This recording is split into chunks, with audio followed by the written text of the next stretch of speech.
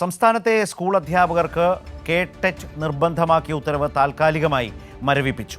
അധ്യാപകരുടെ ആശങ്കകൾ പരിഹരിക്കുന്നതിന്റെ ഭാഗമായാണ് നടപടി. സുപ്രീംകോടതി ഉത്തരവിനെ തുടർന്നാണ് സർക്കാർ ഉത്തരവിറക്കിയതെന്ന് മന്ത്രി വി ശിവൻകുട്ടി പറഞ്ഞു. സുപ്രീംകോടതി ഉത്തരവിനെതിരെ റിവ്യൂ ഹർജി നൽകാനും പൊതുവിദ്യാഭ്യാസ വകുപ്പ് തീരുമാനിച്ചു. സർക്കാർ എയ്ഡഡ് സ്കൂളുകളിലെ അധ്യാപക നിയമനങ്ങൾക്കും സ്ഥാനക്കയറ്റത്തിനുമുള്ള കെ-ടെറ്റ് യോഗ്യതാ പരീക്ഷ നിർബന്ധമാക്കുന്ന ഉത്തരവാണ് കഴിഞ്ഞ ദിവസം പൊതുവിദ്യാഭ്യാസ വകുപ്പ് ഇറക്കിയത്. സുപ്രീംകോടതി ഉത്തരവിന്റെ അടിസ്ഥാനത്തിലാണ് വകുപ്പ് ഉത്തരവിറക്കിയതെന്നും അധ്യാപകർക്കിടയിൽ ഉണ്ടായ ആശങ്കകളുടെ പശ്ചാത്തലത്തിൽ ഉത്തരവ് മരവിപ്പിക്കുന്നതായും മന്ത്രി വി ശിവൻകുട്ടി വ്യക്തമാക്കി.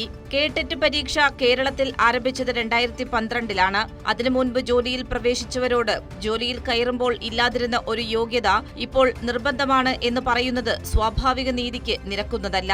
മുൻകാല പ്രാബല്യത്തോടെയുള്ള ഇത്തരം വിധികൾ നടപ്പിലാക്കുന്നത് അനേകം പേരുടെ തൊഴിൽ നഷ്ടപ്പെടുത്തുന്നതിന് ഇടയാക്കുമെന്നും മന്ത്രി വ്യക്തമാക്കി.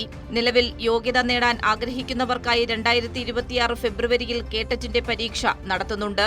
എന്നാൽ 2010-ലെ ഒരാൾക്ക് പോലും തൊഴിൽ നഷ്ടപ്പെടാതിരിക്കാൻ ആവശ്യമായ എല്ലാ നിയമപരമായ ഇടപെടലും സർക്കാർ നടത്തുമെന്നും മന്ത്രി പറഞ്ഞു.